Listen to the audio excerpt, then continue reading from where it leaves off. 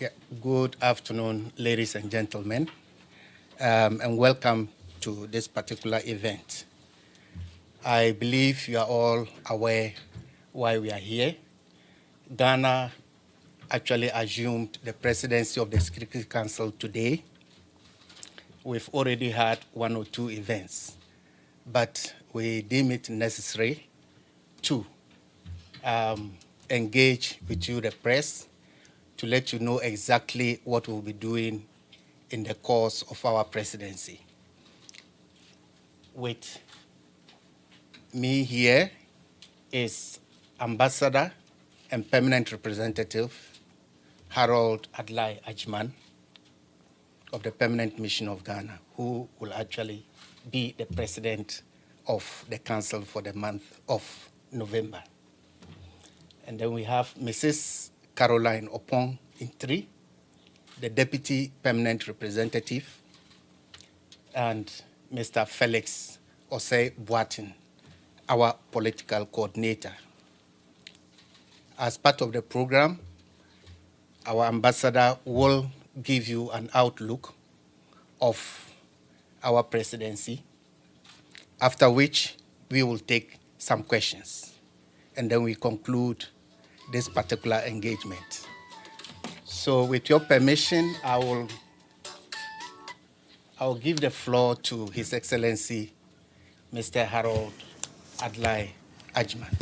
Thank you very much, Solomon. And good afternoon once again to the Dean and the members of the United Nations Press Corps.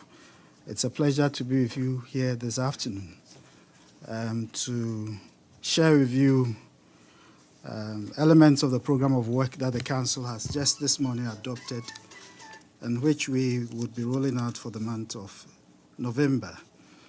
But before I do so, let me indicate that this would be our 7th presidency since we first joined the Security Council in 1962, 1963.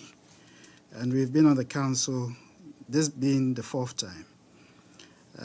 I would also want to take this opportunity to congratulate our colleagues from the Gabonese mission who did an excellent work in leading the Council for the month of October. It was a busy month, 4 signature events, quite a flurry of activities in terms of Council activities. And we are grateful to them for the very strong leadership that they brought to the Council. We hope to build upon their very clear African focus during their presidency, and in a way that we hope would help to address the threats to peace and security on the continent of Africa. We will therefore be abiding by the shared A3 presidency commitment, which among others requires us to have effective coordination with other UN organs, to ensure that we consult with the PBC for advisory on some of the files of the Council, to take into account gender balance in the organization and participation of meetings, and also to involve the regional actors in the matters before the Council. As you would very well know, the month of November has a number of competing international events.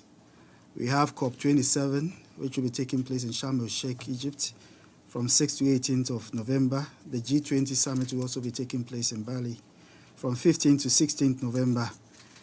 There would also be the FIFA World Cup, which will be commencing on the 20th of November. And of course, there will be Thanksgiving holidays, which more or less signifies the commencement of the holiday season here. And so what we've tried to do in this program of work is to ensure that we've accommodated all these elements in a way that reflects the competing interests of the international community, but also which ensures that the Council is able to carry out its work as expected. During the month, and in line with our priority theme for the membership of the Security Council, which is enhancing global peace and security for sustainable and inclusive development, we would be organizing 2 signature events. The first signature event, which would be on the 3rd of November, would be convened under the agenda item on peace building and sustainable peace.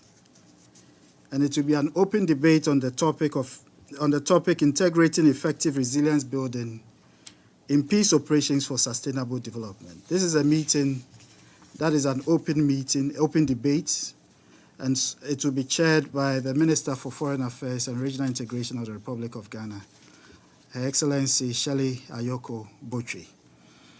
The purpose of the debate is to seek a focused conversation on how best to balance the kinetic and non-kinetic aspects of peace operations in a way that helps to restore peace and address some of the underlying drivers of conflict, particularly on the continent of Africa.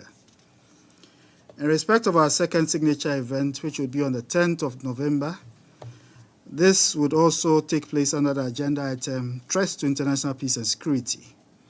And it will be the topic, Counter-Terrorism, an Imperative for Global Peace, Security, and Development. The meeting is a debate and not an open debate.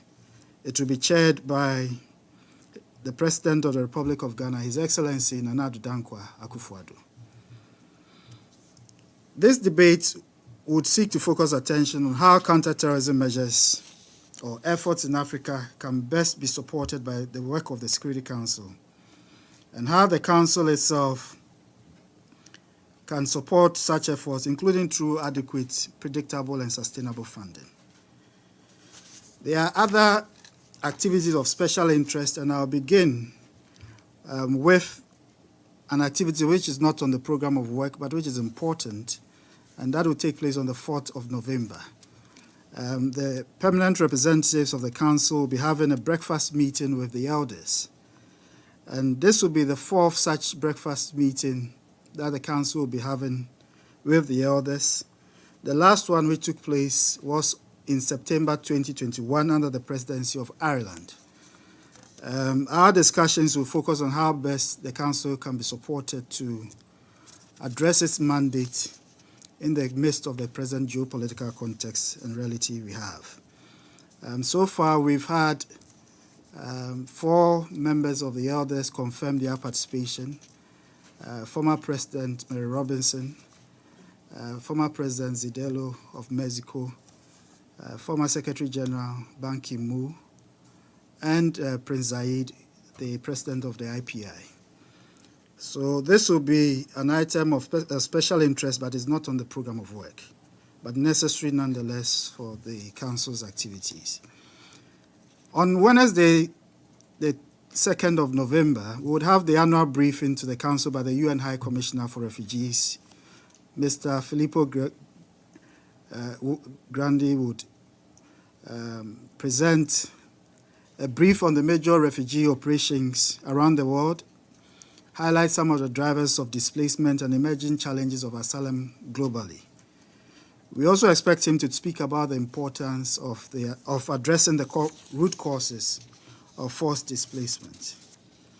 Then on the 4th of November, we would have synchronous elections by the Council and the General Assembly for a replacement judge of the International Court of Justice following the death in May of Judge Antonio Trinidad of Brazil. On the 14th of November, we would have a briefing on United Nations peacekeeping operations by police commissioners, and they would highlight issues such as improving performance and effectiveness of United Nations policing and building on Security Council Resolution 2436 of 2018 and ongoing efforts to assess impact. On the 16th of November, we would have a briefing on the Secretary General's 180-day report on the activities of the G5 Sahel Joint Force. And then on 17th and 18th November, the Council would undertake its annual retreat, which is in the form of a finished workshop that takes place in Greentree with the title of Hitting the Ground Running. This is an opportunity for the present members of the Council to reflect over the activities of the Council, but also for the incoming members who are Ecuador, Japan, Malta, Mozambique, and Switzerland to have an orientation of how the Council actually works. with members of the Council. We would also, on the 22nd of November, have a briefing on the Secretary General's report on piracy in the Gulf of Guinea, and this was called for by Resolution 2634, where the Secretary General was requested to present a report on his assessment of piracy in the Gulf of Guinea, but also the linkage between such piracy activities and the piracy and armed robbery activities at sea, and the linkage with terrorism in the Sahel. So, in essence, these are the briefings that we would be having during the month of November. We would also have some TCC meetings, two of them, one on MINUSCA and the other on UNISFA. Would also have the informal interactive dialogue on Syria, which comes up every other month. And then we would also be doing some adoptions that are scheduled for tomorrow on Bosnia and Herzegovina, as well as on the 14th of November on Somalia, MINUSCA, and UNISFA, and on the 29th of November on the 1540 committee renewal.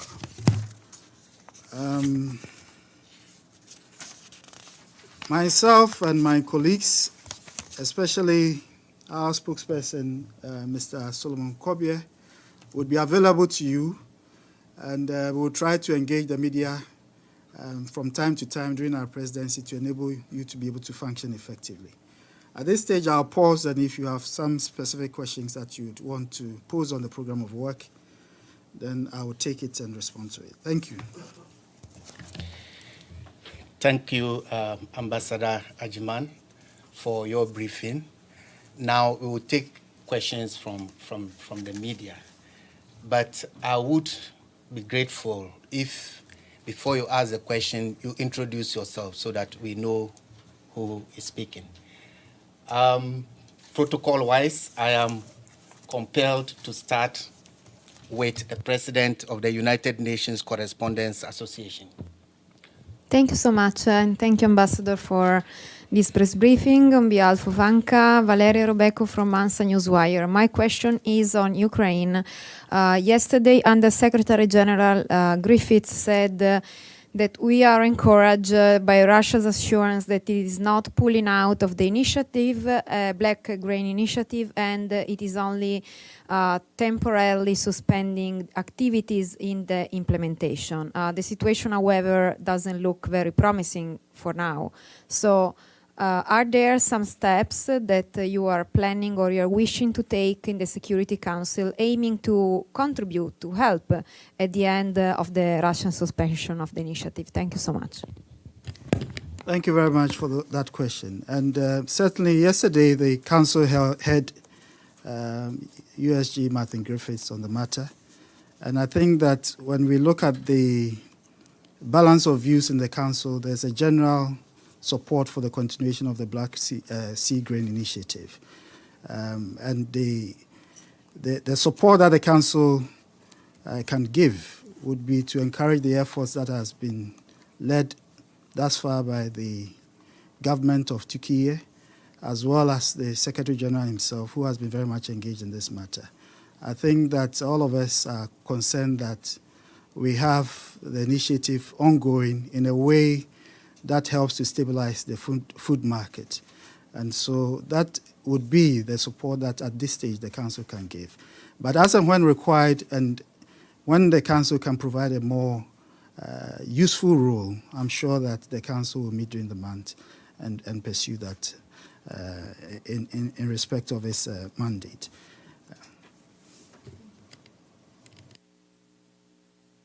Thank you very much, Mr. Ambassador. Edith Lederer from the Associated Press. A couple of follow-ups. First of all, on your major two debates, the one chaired by the foreign minister and the one by the president, are you expecting any outcome documents? Secondly, we actually don't see Ukraine on the provisional program at all. You've had a meeting with the rest of the council ambassadors today.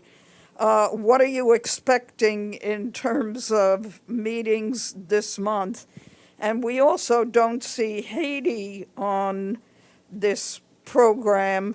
And we were told that there is going to be a second resolution on Haiti on some kind of an intervention force to try and stabilize the country. Thank you. Thank you very much, Edith. First of all, on the two signature events, we don't for the moment plan an outcome document. We intend to have the council discuss the matter, and certainly the conclusions of the council's discussions will be reflected perhaps in other processes. But for now, we don't have any plan to have an outcome document. On Ukraine, you are right that there is no specific programming of a meeting on Ukraine. But this is a matter that, as we all know, in the past months, we've always had it on a monthly basis in terms of council members calling for meetings on Ukraine. And so we have made that anticipation in the programming of the work of the council, and we are ready to work with all those members of the council who may call a meeting on Ukraine.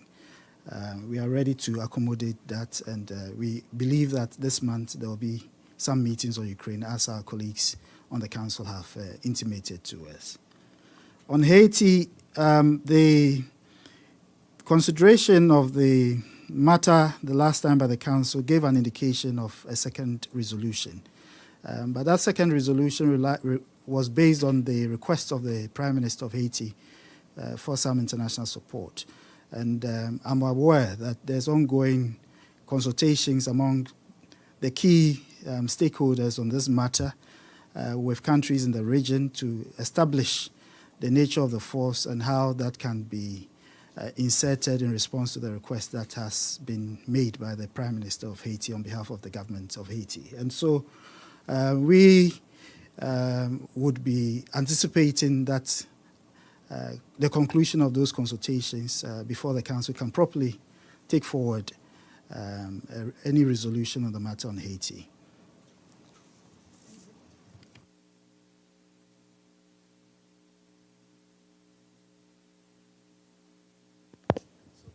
James Bays from Al Jazeera.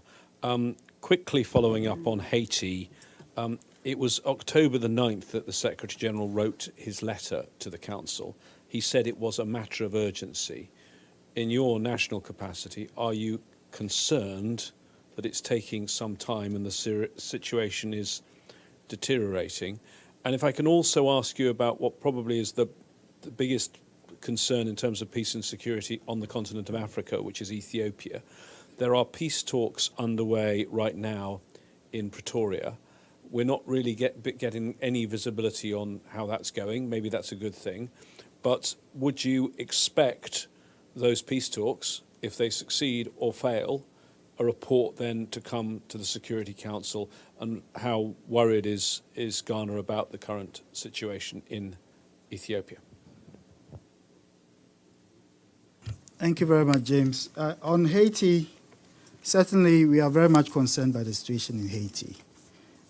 All of us are, and the deteriorating situation as a result of the lack of the government of Haiti's capability to stabilize that country is one that concerns us, not least because also based on the gangs who have virtually taken over the country, we've had blockades and inability to resolve issues relating to fuel, water, etc., which has contributed to the cholera situation that we find in Haiti at the moment.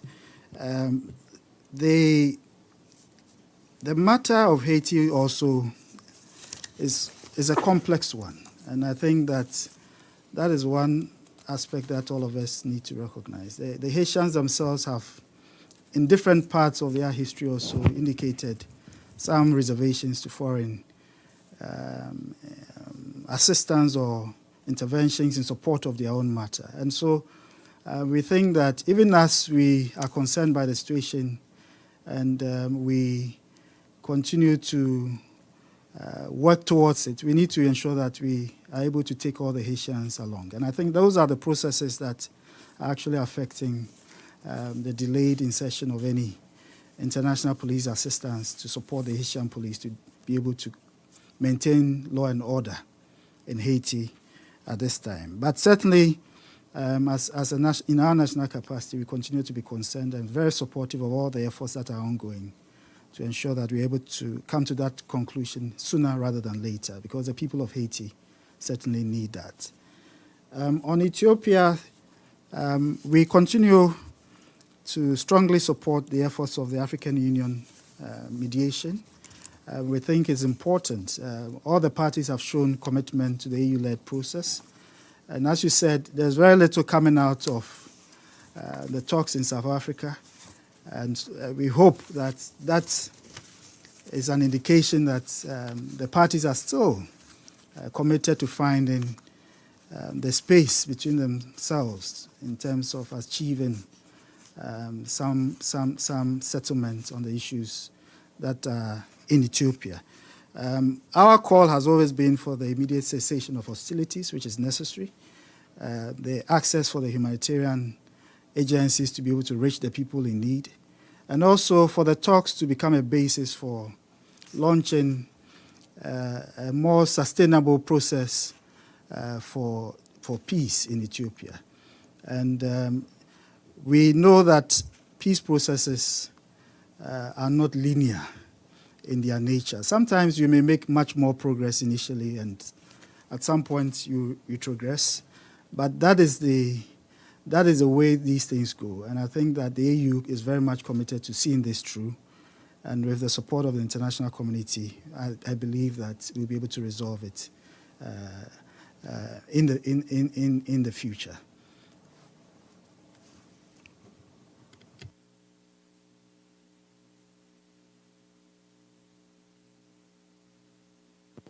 Thank you. Evelyn Leopold, Globetrotter Media and Pass Blue. Could you elaborate on Thursday's session on what you mean by peace building and sustaining peace? Thank you. Thank you very much. And I think James had also asked the question about the major challenge, which I forgot to respond to directly. I think if you look at the continent of Africa at the moment, one of the major challenges we have is the issue of violent extremism and terrorism. And that's why in our main events for our presidency, we've tried to focus on these two issues. On the program that we have for Thursday, which is on building resilience, integrating resilience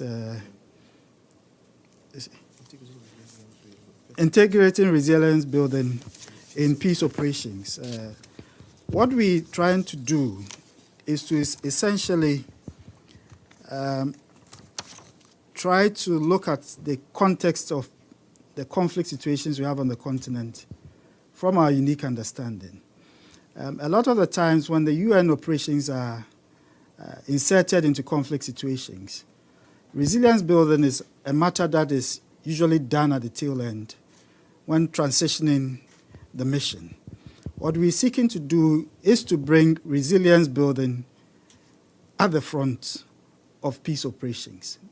It becomes an integral part of the way and manner in which we address the issues of conflict. The Sahel, for instance, is a place where you have these extremists who use the inability of states' presence, the provision of state services or social services as a means to radicalize the youth and to perpetuate their war against society. And so what we're seeking to do is to ensure that the United Nations, which has a lot of presence in the field, integrates its activities in a way that supports the building of resilience even as peace operations are going on, in a manner which helps to undercut the narrative that these extremist elements use in radicalizing the youth and perpetuating their conflict efforts or their conflict strategy. And so that is one of the major issues that we seek in this debate to bring out. And hopefully, once the debate is done, we can take that conversation forward in a manner in which the United Nations itself does the mandating for peace operations. We recall that the Hippo report itself had elements of this in it, but some of it have been picked up, others have not been fully picked up. And so these are a continuation of those discussions. Okay, ma'am. But just to also inform those who are online, we will be taking your questions. So we recognize the fact that you have with us. So thank you. Proceed. Hello, Ambassador. My name is Margaret Bashir. I'm with the Voice of America.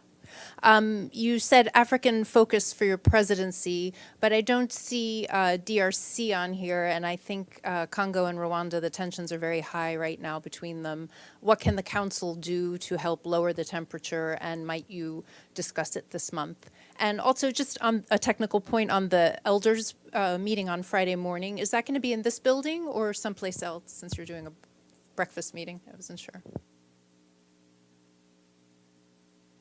Thank you, Margaret. The issue of DRC has not been scheduled on the agenda, but it's certainly very much on the top of our minds in terms of the situation that we are witnessing. We've seen the Secretary General himself express concern about the situation, the resurgence of the M23, and the actions that are going on in the region, and the need for the building of trust. I think last week, on the 28th, the Council issued a statement on the Great Lakes region, which essentially addressed some of these matters. But even more importantly also, the 1533 committee, which is the Committee on DRC, will be undertaking a field visit to the DRC, to Rwanda, and to Uganda. They'll be going from the 7th to, I think, the 18th, the 7th to the 18th. And among other things, they'll be establishing facts on the ground relevant to the sanctions regime that exists.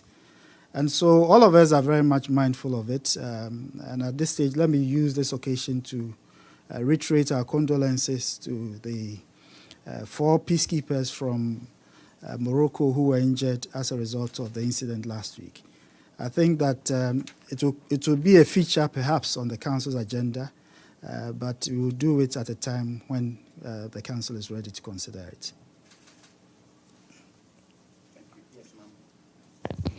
Thank you. And then on the elders, the meeting will not be here. I think when you have a conversation with elders, you want it to be in a quiet place. So we are not going to be meeting them in the UN building, but meeting them in a place that has been agreed with other members of the Council. Thanks, Ambassador. Yes. Here, this is Betül Yürük with the Turkish news agency Anadolu. I'll have a question on Ukraine and the grain deal. As you're aware, some of the Ukrainian grain exports have been sent to the Horn of Africa by the World Food Program, but with Russia's suspension of the deal and the uncertainty whether the grain deal will be extended or not only as the president of the Security Council, but also as an African ambassador, what message do you have for Russia, and what does that mean, this grain deal, for some of the African countries? Thank you. Thank you for that question. And I think that yesterday's discussions in the Council really showed strong support by the international community for the Black Sea Grain Initiative. And I think it's important that that initiative be kept alive, even beyond the November deadline. Because as I think it was USG Marty Griffiths who said that when that announcement was made of the suspension on the 29th of October of the Russians, the Chicago Mercantile Exchange showed a blip up in terms of market pricing. And I think all these things are priced into the markets. And so even the fact that the ships are working and moving grains across from the Ukrainian ports is an important signal that all of us require to ensure that there's food security for many countries who would otherwise not have that opportunity. And we want to see it continue. And we hope that the Russians will be able to come back to the table on that. Okay, sir, you have the floor. Thank you, Ambassador Stefano Vaccara, La Voce di New York. I know tomorrow you have the briefing with Filippo Grandi on UNHCR. This is a question about Libya and an agreement that is called Memorandum Italy-Libya. There's actually, within 24 hours, will be automatically renewed if nothing happens. It's about migrants and refugees that come, they go to Libya, then try to reach Europe, but then they are captured on sea by Libya Coastal Guard with means ships, training that Italy gives to Libya. Now, more than 40 organizations, humanitarian organizations, have been saying that this is against human rights because when these migrants get back to Libya, many of them get tortured in camps because Libya is not a country at the moment that can handle an operation like this. So as a president of the Security Council, first, do you think that this is an issue that the Security Council should address? In about 5 years, about nearly 100,000 Africans have been, their human rights have been at stake with this operation. Or your national capacity, if you want. Do you think this respect human rights and international law, this agreement, that again, within 24 hours, will be automatically renewed if Italy or somebody, doesn't stop it? Thank you for that question. I'm not very much aware of this particular memorandum, which is going to be renewed, and so I'll get back to you on it in its more substantive manner. But certainly, the issue of migrants and going to Europe through Libya has been one that, as African members of the Security Council, we've always spoken about. Migrants are driven to move by circumstances, and they deserve all the rights that need to be accorded them in the process of transit, but also in the process of destination countries. And so our position has always been that such migrants should be treated fairly. We are also aware that the ICC has been asked to investigate such matters, and we would follow those through.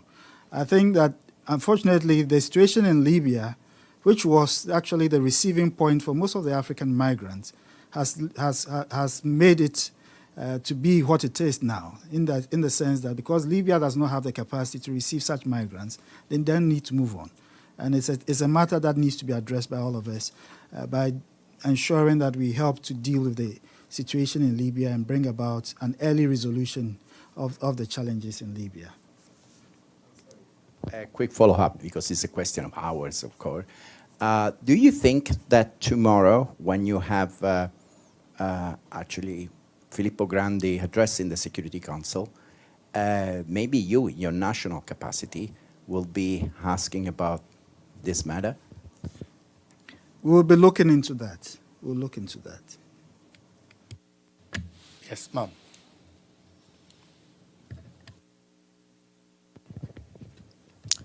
Thank you, Your Excellency. My name is Cecilia from News Agency of Nigeria. My question is going to be on your November 10th program. That is on counterterrorism in Africa. So what are the objectives and expected outcomes of that debate? Then secondly, I'm also thinking that post-election is also a threat to peace in Africa. Do you have any program to address that? If yes, what are the programs? And if no, why not? Thank you. Thank you very much, Cecilia. On the issue of counterterrorism, our objective is to get the Council to establish its support for African-led regional initiatives that deal with the issue of terrorism on the continent of Africa. We are all aware that peacekeeping has certain limitations in terms of the principles that it has to abide by.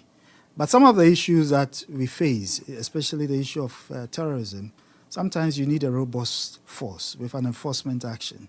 This is something that the Secretary General himself has also indicated his support for in the past and continues to do so even for now.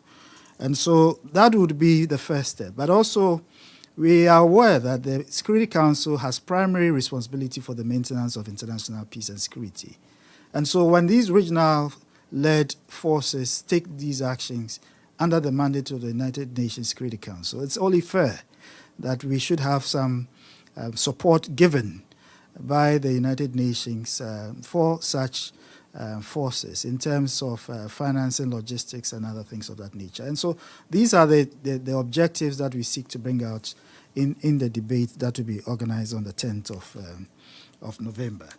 On the second issue of post-election related matters, those are issues that are actually more in the realm of peace building, ensuring sustainable peace. And so, in a way, some of the elements that we'll be discussing in the 3rd November open debate would be covered by that, but not specifically, because if you want to address that specifically, then you need a more sharper, focused, thematic open debate on that than the one that we're doing.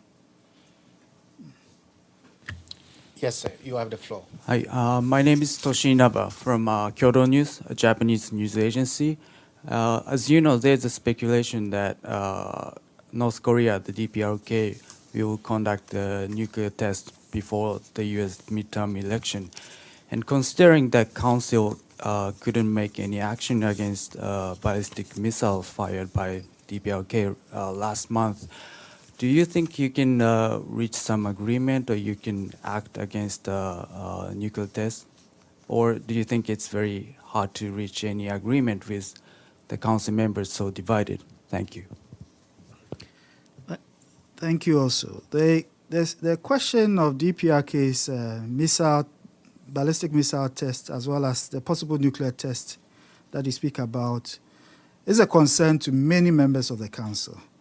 And I think that if you go back to some of the council's open debate that has been held on this matter, you'd see that quite a significant number of the members of the council are concerned by that, especially over the past 15 months when it has continued to accelerate its missile program with unprecedented intensity and diversity. And so if you look at from January to now, almost about 40 missiles test alone this year, that is something that all of us are concerned about.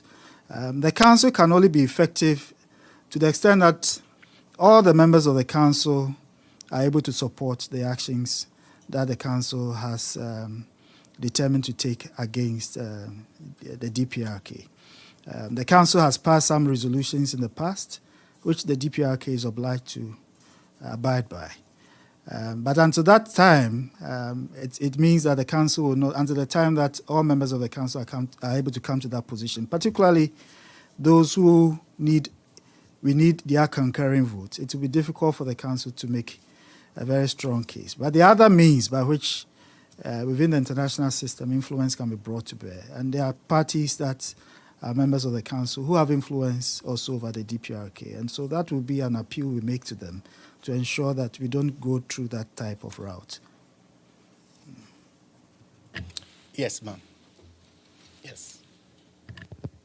Thank you, Ambassador. My name is Zahra Hojabri from IRNA, Islamic Republic of Iran. The U.S. plans to hold an informal meeting in Security Council about Iran on Wednesday. And the Islamic Republic of Iran considers this action, U.S. actions and interference in its internal affairs, and a dangerous precedent. As a new head of a Security Council, how will you act to prevent this dangerous precedent? And what is your reaction to the double standard and double approach of the US? And the second question, why the Security Council does not condemn the terrorist attack in Holy Shrine of Shah Cheragh in Shiraz? Does Security Council categorize terrorism as a good and bad? Thank you for that question. First of all, it's important to establish that Iran as a country is not on the file of the Security Council in terms of such matters. There's a JCPOA which comes into the council, but not in relation to any situation in Iran in relation to this matter. What is being organized on Wednesday is an area formula meeting. And even though the Security Council establishes that scope for members of the council to have that formula meeting, these are not technically Security Council meetings. We have, on our national level, followed the issue that is happening in Iran. Of course, we hope that the authorities of Iran would be able to find that space with the protesters to resolve the matter so that the situation does not get out of hand. At the moment, we consider it to be an issue that, in our national capacity, an issue that lies within the realm of the sovereignty of Iran. But we are, of course, concerned by the high number of deaths that have occurred as a result of the protests, almost about 250 in the last count we had. And we've taken note of all the measures also that the government of Iran has taken. And we hope that both the law enforcement and the protesters will be restrained in the manner in which they go about it, so that lives are not lost in that regard. And the second question, why the Security Council does not condemn the terrorist attack in the Holy Shrine of Shah Cheragh? Does the Security Council categorize terrorism as good and bad? Certainly, all terrorists are bad. And I don't think the council can be in a position to categorize some terrorists as good or bad. The Holy Shrine issue, as I said, Iran is not on the file of the council, and so it has not come up in the context of the council addressing it. But that is a matter that perhaps maybe the council could consider and interrogate it a bit further. Thank you. Yes. Edward, you have the floor. Okay. My name is Edward Nyako from GBC News Ghana. The issue of integrating effective resilience building in peace operations for sustainable peace is high on your agenda on the ministerial debate. Talking about sustainable peace, how crucial is it when you're talking about peace in terms of peacekeeping operations, regards to engaging women on that front? And because a lot of women and children are suffering, if you look at the Sahel, how are we going to make sure women peacekeepers are fully integrated into the building of resilience and making sure that we get sustainable peace in this part of the world? Thank you very much, Edward, for that question. And I think that you touch on a very important part. Women and children particularly tend to be the greatest victims of conflict, but they also can be the greatest agents for the resolution of conflict. And if you take our parts of the world where you have women who are the foundations of the stability of the society, it's important that we recognize their role in the context of how we build peace, how we ensure that the communities are resilient. And so as one of the elements for this debate, we're looking at the element of the Women, Peace and Security agenda, but also the issue of youth, peace and security, which is very necessary in addressing the conflict situation that we have on the continent, and especially in places such as the Sahel, where the role of women in enhancing peace and stability can be very critical to ensuring that we have that sustainability that is required. Yes, we will now take questions from those who have joined us online. I have Ire Kaneko. Ire Kaneko, if you can hear me. I think that's a mistake. She's a spokesperson. I don't think it's her. I think maybe she's just watching, maybe. Okay. Then we have Florentia, Yeah, she's also a spokesperson. spokesperson. I think they're just logged on. They just logged on. Okay. Okay. Let me thank you. I think we've done the rounds, and as I indicated, we look very much to cooperating with you during the month. We know that the other major high-level activities taking place, but I hope that you'd be able to support the work of the council to ensure that the things that the council does is also projected for the global publics. Thank you very much. Come and talk to us at the stakeout very often. We're there every day. Okay. Thank you. Thank you all for coming.